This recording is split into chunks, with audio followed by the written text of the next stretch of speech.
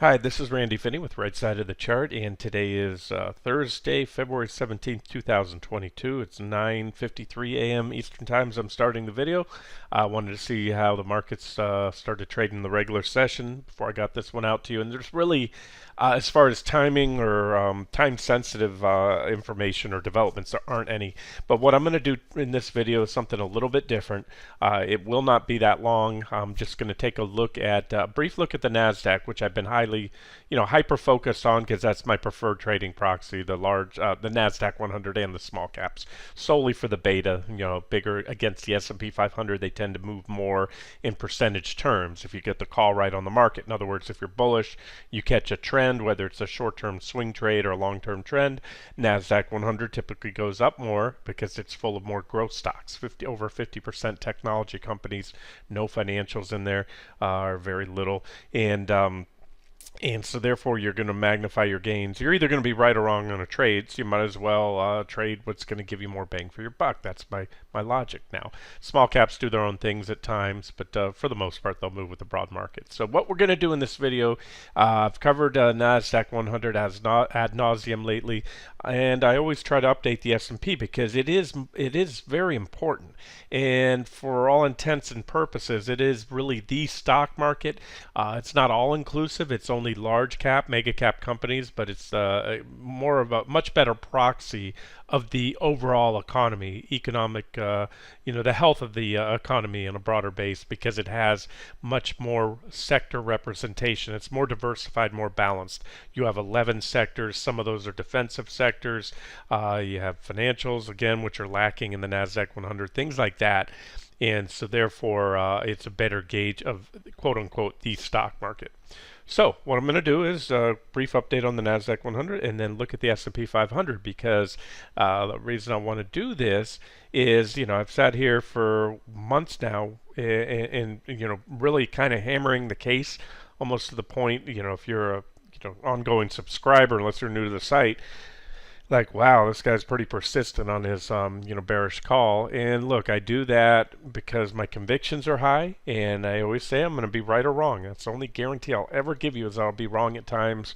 Again, I also see big profit potential. In fact, we've already profited handsomely from the biggest drop that we've had in the Nasdaq 100 really since COVID hit, and we've been able to actively cover shorts at key levels where the market bottomed, including the recent low. Pretty much short from the highs down to the lows, bouncing there off the first target. You know that. If you're a subscriber, you know what we've done lately. Now, where are we going from here? All right, so I gave you an uptrend line on the 60-minute chart NQ the other day. There's a potential uptrend line that should bring in more selling. I've highlighted just most recently that if we took out this downtrend line here, then you'd have two bounce targets that I gave, and either one you could short at. R1 so far has capped it. There's R2 just a little bit above, and if you zoom in real tight, and again I'm just doing the micro right now, I'm going to get to the macro in a second, the bigger picture. See that right there? You have a little bit of resistance, I'm sorry, support right here, and so that's the recent lows for the last few days. That should bring us down there. Then that potential trend line, it's only three reactions, not very well defined, but again, that's what I'd watch in the short term. Now let's talk about the bigger picture here. I'm going to jump all the way from that 60-minute chart out to the monthly chart on QQQ.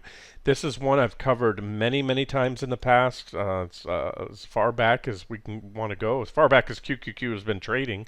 And so we'll go into the 90s. I think that's plenty of time to cover. And so what I've talked about in the past is what to me is just, I know I speak charts like a geek. It's just beauty. It's like art, and it's such a simple but yet effective indicator. And that is the PPO using the histogram, looking for bullish and bearish crosses again on a monthly time frame. So this is kind of your 401k investor stuff. Not, we hone in on our entries and exits and get our timing down with the 60-minute charts or the daily charts, sometimes a weekly, depending on the trade. But this just shows you again when the PPO histogram, which is the green and red bars, when it crosses down below, or when it makes a bearish cross, which is it's set. All it is the PPO lines crossing, bullish and bearish crossovers. And so the histogram just tells you when they cross. And again, without fail, this is coming off a bear market here. So we're going back in time. You can't see it, but trust me, it's there, a little red bar. So what I've done is given you each and every, without fail, every single time, no exceptions. We're going back decades here. Every time that we've had a bearish crossover in the PPO, it has been associated with corrections that were all double digits, each and every one. Corrections and or bear markets are all measured here. The biggest was 84%. We had a 55% there. And the small ones, again, were low double digits, 13, 16, 26, 24, 31. I put 18 question mark because I believe there's more. You guys know where my targets are. That's not the point of this video. And that's it. So again, a 100% effective indicator, and it is not a timing indicator. I say that if you wait till they cross, a lot of times the correction's well already underway, and sometimes by the time you wait for a monthly close, it's actually over. So there are no guarantees, but quite often, you know, and this is again, point is I'm not looking for a correction. We've already got a correction. I was right on that call, but I'm looking for more than that, a deeper correction. You want to call it a bear market? Fine, because I'm looking for a good 20% drop off the highs. But again, it would have gotten you out, at least as a long-term investor, trend trader, whatever you want to call it, 401k money, and allowed you to sidestep the bulk of the biggest drops that we've had, because we've only had two real bear markets, in my opinion, for decades now, and that was after the dot-com bubble burst, 84% drop in the Nasdaq 100, and the financial crisis back in 07 to 09 with a 55% drop there. The rest, really, for all intents and purposes, even though they exceeded 20% high to low, they were all just corrections, in my opinion, including what happened during COVID. So now, okay, I've already covered this many times, and in covering it, I told you back a couple weeks back, couple months back, that SPY had yet to trigger, that QQQ had triggered. Let me park the RSI for a minute, get that out of the way so you can see in the video. But what I wanted to mention now, again, we're going back on SPY all the way into the late 80s, okay? So way back when that crossover was associated with a 20% drop.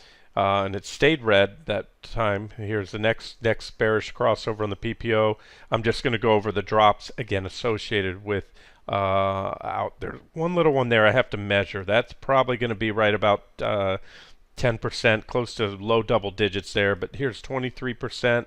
Then we put in a divergent high, had another crossover associated with a 51% drop, 57, 15, 20, 36, and the point of this now is the last time I updated this monthly chart of SPY, we had not, and I pointed out, I said it looked likely and imminent once the PPO rolls over like this, in pointing down, it almost always crosses over. Occasionally it'll bounce. And again, this is a monthly indicator, but here we are. We're on February 17th. Remember, February is a short month, so we don't have that much time, less than 2 weeks to go, and we have a pretty solid red bar. And again, you can see the history of this. So, okay, where am I going? The Nasdaq 100, as I've clearly pointed out and we've clearly traded, has rolled over. The S&P 500, relatively speaking, has held up. And it makes sense. It usually does, because it does have, again, it has defensive sectors like utilities and healthcare and consumer staples. Those are your, you know, cereal and Q-tips and toothpaste, things you always use, whether we're in a recession or not, and they help to hold things up. However, the S&P until now hasn't given us, we haven't had any long-term indicators roll over, and now we have, and it's kind of a question mark, unofficial sell signal, because we need to have a red bar here at the last trading day of this month. So that's something to look at, but it looks pretty likely. And again, anything's possible. I've seen plenty of stick saves over my years. A stick save is when you have, on any time frame you're trading, whether it's a 5-minute chart or a weekly or a monthly like we're looking at here. Stick save is when you cross down during the month, like here we had a trend line right there, uptrend line, and there's a stick save in SPY where we close back on the trend line. Now we're below it, so we'll have, as long as we close, we can even rally a little from where we're at right now. We just can't rally too much, because if we do, we have a breakdown on a candle, a solid red candle below the uptrend line, and we also have the bearish PPO crossover there. And again, that's just an additional check mark. And once again, when we're talking the monthly charts, which we are here, we're not talking 3, 5, 8% pullbacks. You know, for years now, I've been highlighting negative divergences on the 60-minute charts and short-term trading ops. Same with bullish positive divergences. And those are usually good, although the bullish divergences have led to bigger rallies because we were in an uptrend. That's short-term stuff, active trading stuff. Trades that are good for anywhere from usually a few days to a few weeks, sometimes a couple months.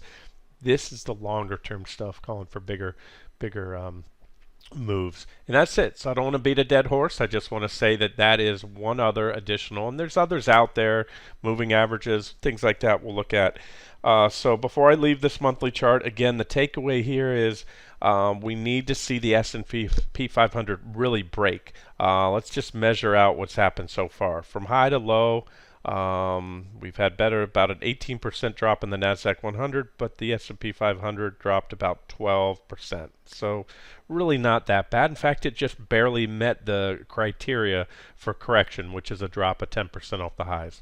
So what I want to see to really further increase my convictions that we're going to hit those longer term downside targets I have on the Nasdaq 100, the S&P 500, and the small caps, I want to see the S&P 500 break. And right now, back here, I had this yellow line. That was the kind of, I don't call it the magic number, but the most key level before we broke it. And that was, again, I'm just kind of recapping for those catching up. We had this multi-month trading range. It was a back test. So this was our previous all-time high. We broke out there, back tested it a few times, and we were in, just like a lot of the other indexes, in a trading range. And then we broke down. It was impulsive. We came in for a couple back test attempts, failed. So that is a boom, boom, boom. Check. The breakdown was a check mark. 2 failures were 2 additional check marks. And now I'm going to color code this line yellow right here. I think this is what needs to go, give or take. We'll leave it where it is. I think that's a good level. We had an ATH right there, all-time high, with a breakout and a back test successful. Another successful back test, off to the races. When shit hit the fan, pardon my French, when things got ugly recently, we fell down, hit it perfectly. That coincided with a target that I had on the S&P 500, as well as, more importantly, the Nasdaq 100 small cap. So we bounced as expected off the initial tag of those targets, and now we need to take it out. So keep it simple. Here, I'll do it right now. Set a price alert, and it doesn't guarantee anything, but it certainly increases the odds. It's just like about a week ago, we had some really hot CPI numbers come in, and immediately the odds for a 50% rate increase at the next meeting in March, when the Fed meets, shot up significantly. Before, it was highly favored that we're going to get a 25 basis point cut, very low odds on a 50. Now then the odds of 50 shot up instantly. And that's how I view this. So a breakdown like that, as of now, we could have another test. I think it'll happen. I'm just looking at many, many, many things, not just the fact that, I have those longer term targets. I'm looking at the PPO down here. You can see that's a great, I have a little red line which defines trends right here. It's a little below the 0 line on the PPO. I have it at negative 0.64, and it just does a bang up job of defining trends. Look at the last of the 2 lines across, which is a 9 EMA. In a bull trend, that level acts as support on pullbacks, but once you break it, and that's what happened in COVID, it says, hey guys, trend change here on the daily chart. PPO 0.64, that's just the magic number, because that's where the buyers tend to step in when we get pullbacks there, and they did it again there. But guess what? Boom. Just like when COVID hit, we broke. Now, we're not falling as fast at this point because COVID kind of took the world by storm, and we had the shutdowns and everything. But this is a more typical trend change. You break down, dip buyers, just like Pavlov's dogs, come in, the bell's rung, they buy dips, they start buying dips, but then they realize after a while their dip buying strategy that's worked so good for so long somehow isn't working anymore, and then they start throwing in the towel. In other words, getting rid of those longs they bought, getting stopped out. Short sellers that were just giving up back here, they start getting back in, and then that's what gives you these pretty swift moves down. So anyways, there's a lot of check marks. There's never any one final check mark that says, the market's going to crater. But if and as we get each level, and again, I just gave you one there. And then finally, what I'll do is I'll just real quick show you, I think I already gave you the 60-minute chart. Yeah, I've covered this in the past. There's a downtrend line recently we hit, as well as a 61.8 Fibonacci retracement. Checked it twice, put in a divergent high. There were so many reasons to be short or add to shorts here, or the market. Again, you don't even have to trade SPY. If you're trading QQQ, which, at the same time, SPY hit the 61.8 retracement. That's the move off the highs. It's also on this board right there. There's measured move down from the top to the bottom. Two tags of the 61.8 retracement, and that's right when the Nasdaq 100 also retraced 50% plus price resistance. We also had price resistance here. So this is it. This is how you micromanage or thread the needle on a trend trade, because it's one thing to say, hey, we were short at the highs and we made on Nasdaq, roughly 17%. We didn't short the very high, just percentage point off it or so. On numerous occasions, but my gains are a lot better than 18% so far. Being able to cover there, I didn't milk the whole counter trend rally on QQQ, but I mentioned that was where the first target was hit, and that's where I was covering shorts going long, and then scaling back in, and that's what I do every day. I come in here, not each and every day. I don't always see an objective level, but when I do, that's when I get it out to you guys, and so far so good. And what I'm giving you now is another level. I either in a downtrend. I either short into bounces into resistance or breaks below support. It's that simple. Just like in a bull trend, I buy breakouts above resistance and I buy pullbacks to support. Really, and I don't want to make it too simple. There's other variables that go in. There's a little uptrend line right there. All right, but there's our level, and big level there.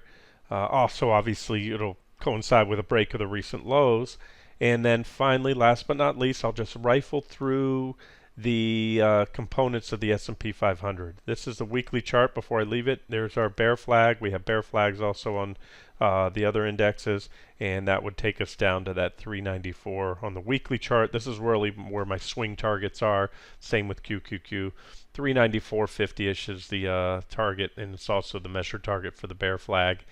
But let's look at sectors, and we'll just stick with the weekly time frame because I promised you a short video. I always say an index, the stock market, in other words, is simply a sum of its parts, right? Makes sense. And the S&P 500 is the sum of 11 sectors. Those sectors are in order of largest are the financials. Technology, healthcare, financials, communications, discretionary, industrials, consumer staples, energy, utilities, REITs, which are real estate, and then basic materials. So we don't need to, utilities, REITs, basic materials, I'll trade them all day long, but they're not going to move the needle much. What moves the needle is tech. It's by far the largest component of the S&P, over a quarter weighting in the S&P. So really, and so far, again, the reason I'm doing this video, so far it's been a tech wreck. And there have been points in time, I've been doing this for many, many years, and I've seen corrections in the tech sector that got ahead. Those tech stocks got ahead of themselves, and I've seen tech correct. They call it a tech wreck. But I've seen the broad market hold up, and then once that correction in tech ran its course, I've seen things pick back up. So I'm going to tell you can't rule that out. I'll tell me, totally where I think things are going. There are no guarantees, but at this point in time, I've already seen the market leaders roll over, the leading sector roll over, and now I want to see the rest of the market start to roll over, i.e. the S&P 500. All right, so I gave you the levels to watch, and here's tech. And here's a level to watch. Just like everything else, the recent lows. It's not just because traders look at a previous reaction low, especially a major one. What does that mean? Well, these are little pullbacks along the way. When you have a 18% drop, the biggest correction in 2 years, that's a major reaction low. So that's always a significant level for traders. As are the more levels you can line it up. There's two additional support levels, areas where that level right there, about 147.60 give or take, and almost that previous high there, that's big support. So it goes without saying, and I've maintained that I think not only will I tell you where I think we're going, I'll tell you if I have any strong convictions how we're going to get there. And in this case, I think it'll be a pretty swift move down when we take that second leg down. I don't think we're going to zigzag our way slowly down to my targets, which are still, I don't forget where it is now on QQQ, but significantly below current levels. So that's what we're watching. And again, it's a check mark because this sector's already rolled over. There was a well-defined trend line, a price channel there. That's also our divergence line, negative divergence again on the weekly chart. And where does tech go over time? I've got some pretty aggressive targets, but I think right here, I think to this primary uptrend line right there, and this price support right there, about 110. That's about with minor zigs and zags along the way. I'm calling for a drop of about roughly 33% in tech sector right there. Healthcare up next. Here's my primary uptrend line. It's well defined. Other than remember COVID was a brief. What I use a term I made up called Ursa interruptus, which is Latin, if you will. I don't speak Latin, but I'm just putting pieces together for bear market interrupted, because you had a solid break of many, many long-term trend lines, and I firmly believe, I have zero doubt in my head, that had the Fed not come in and done the all-out nuclear option, not just the Fed, remember, it was both fiscal and monetary stimulus. DC came in and did it too. Everybody got money shoved down their throat, cash, checks in hand. If you own a business, you won the lottery with PPP, and everything else. So they overstimulated the economy, and they did stave off what would have almost certainly been a longer-lasting bear market. And so that's where we're at now. But I'm a firm believer that your markets are going to go where the charts indicate and where fundamentals and things like that indicate. So we just had really a stay of execution on a bear market. Again, you want to call that a bear market? It was a 36% drop or whatever in the S&P. You can call it a bear market. I call it a correction, and or like I said, a bear market that was interrupted on the initial leg down. I mean, we didn't even have any wave for you Elliott waivers. I mean, we did have this little bit of an ABC, if you will, and we gamed it. I'm looking at XLV, but on the broad markets, they did the same thing. We were short off the highs, officially on the site, covered there, reversed it, traded up almost a whole bounce, went short again, and then went down and covered. I covered just a couple days before, right off the bottom, and went long. Wish I would have just tucked all the longs away and sailed around the world for 2 years. That would have been nice, but either way, it was choppy action, but most of a steady grind since then. So, all right, back to where we're at. Again, the point of this is to show you how the sectors look. So here's the uptrend line. We had one here, and that was broken. And this is a theme. We broke down primary trend lines and we just had marginal new highs. And the only thing those marginal new highs did, what this was lacking, this high, when the trend line broke, it was lacking what I love to see. It's not an absolute necessity, but it really, really helps to make the case for a major top, and that is negative divergence, especially here on the weekly chart. The last time we had it on XLV was right before that COVID hit, and the bottom fell out, and the healthcare sector dropped by about 30% there. Time before that, well, you can see it right there on the chart. Divergent high, and that was the biggest drop in many, many years, or at least several years, about 18% drop. So far, off this divergent high, yeah, it certainly led to a correction, but only about not even a 12% drop. So break this primary uptrend line. And remember, healthcare is a defensive sector. I'm not picking on this. I'm not short healthcare. I'm shorting beta right now. I think the Nasdaq 100 and small caps are going to fall more than this. But I'm showing you that if these major top components, top sectors break down, and you take out that trend line, the 124.63 is the price support that needs to get taken out. I think we'll drop down to here, about a 19% drop in XLV. Next up, XLF financials. You have a little bit of a broadening wedge pattern there, but more importantly, that upper line right here is your big negative divergence right there. The street's been all out bullish on the financials because they believe that they'll benefit from a rising rate environment.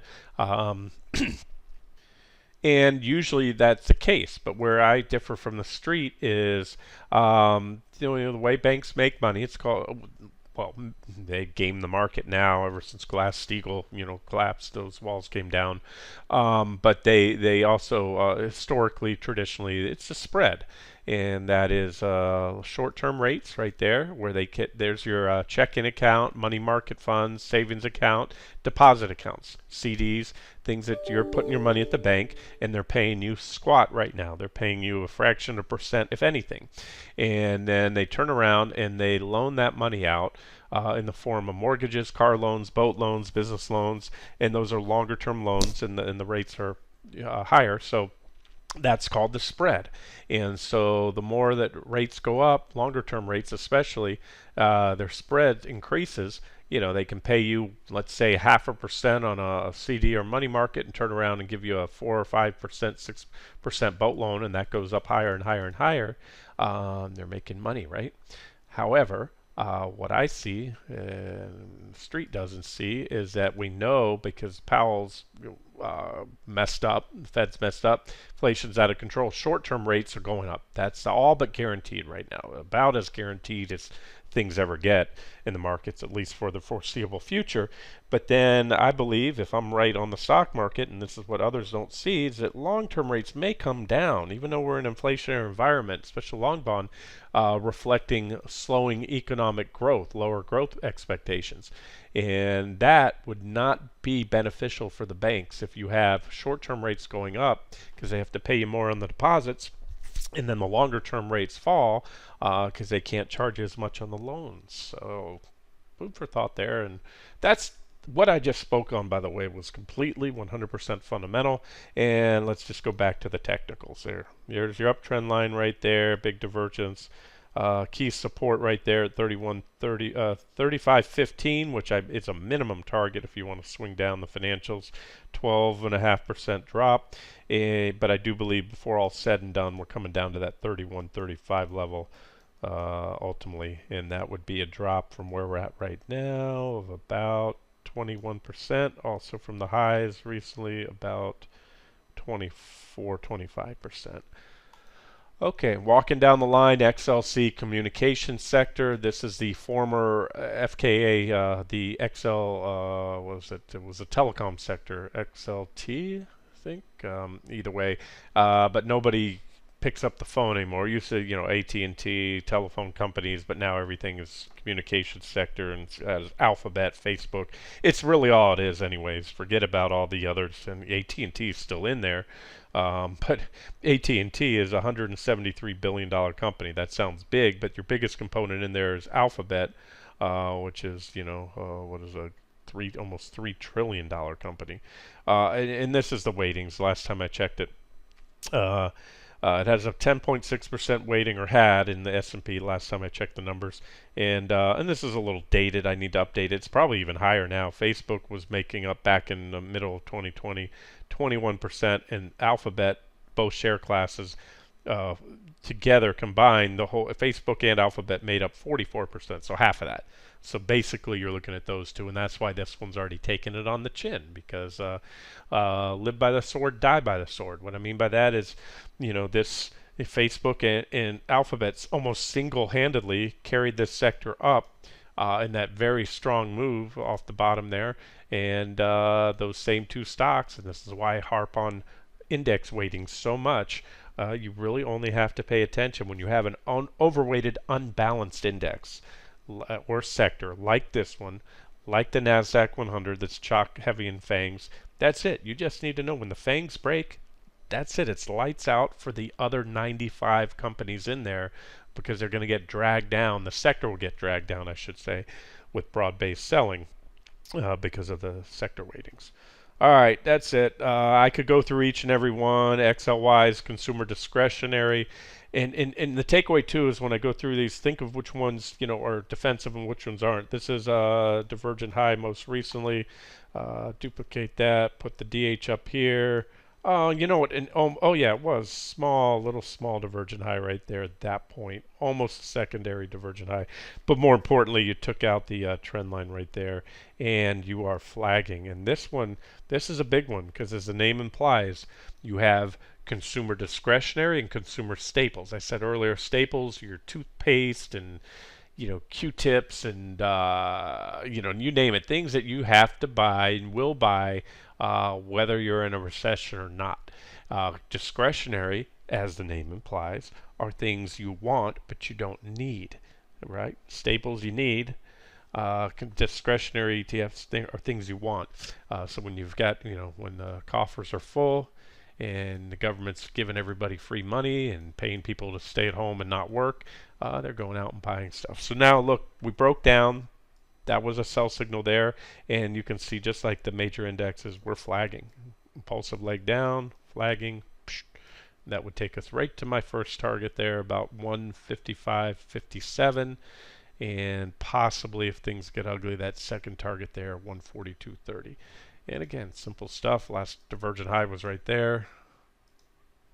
This one there. That was the previous one. That was the other one there. That was a 22% drop. All right, and last two I'll just touch on. Industrials.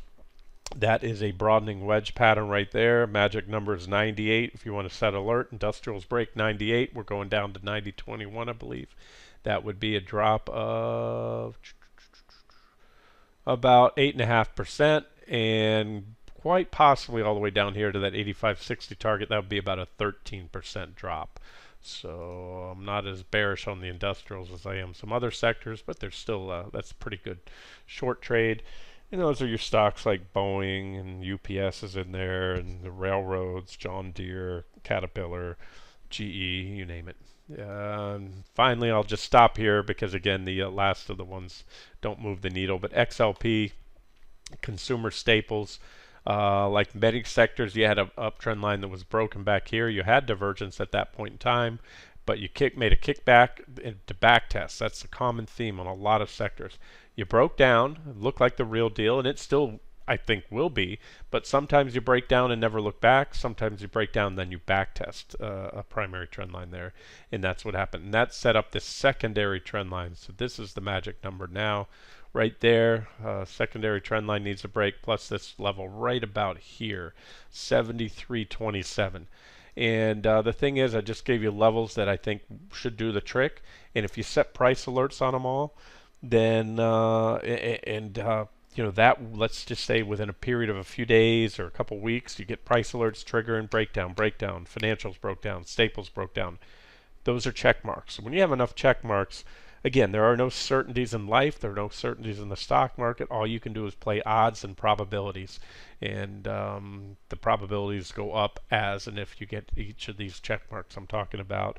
And again, the profit potential, whether, on shorting, of course, is what I'm talking about here, but also sidestepping a give back. If you've got a 401k that's done well in the last few years, whether your number's 100,000, 500,000, a couple million, you don't want to give back 20, 30% of that money if you don't have to. And that's where you can, use these, sell signals to at least get out, move into a money market fund and hide out. And sidestep the correction, lock in the gains, in other words. All right, let's wrap it up here. You guys have the levels to watch for. You know where I think we're going, and we wait for those additional check marks, and then you decide how much you want to commit to either a broad market short, which is easy. It's you could short one or two indexes, and you have broad-based coverage. Nasdaq 100 and the small caps are my preference. You could also do the S&P if you want, a little less beta. It might be good for those that are a little, weak of heart. Don't like the big price swings. You're going to have 3+% swings up day to day in the Nasdaq 100 and the small caps, whereas the S&P tend to be lower intraday swings. So, and then if you really want to juice it up, you pick sectors, and you pick on the weakest sectors, or those that look like they're poised to fall the most, like semis. One of my favorites. Break down right there, trendline break, little nice bear flagging action going on right now. And so if we can get a few more check marks, The downside potential to this one is had that flag there, but my target zone starts coming in around 388 or so. We'll call it 390. And from where we're at today, if that 390 level's hit, that's about an 18.4% drop. But I also told you I like the juice on this one. The juice means leverage, and you can use this SOXX 3-time leverage semiconductor. If I am correct on the target where SOX is going and that 18+% drop, then I would expect this one to do well over 60% because I think it'll be a pretty quick drop, and that leverage, 3-time leverage and a quick drop will should work in your favor and give you better than a 300% gain or drop in the sector. All right, we'll wrap it up here. This has been Randy Finney with Right Side of the Chart. Have a great day.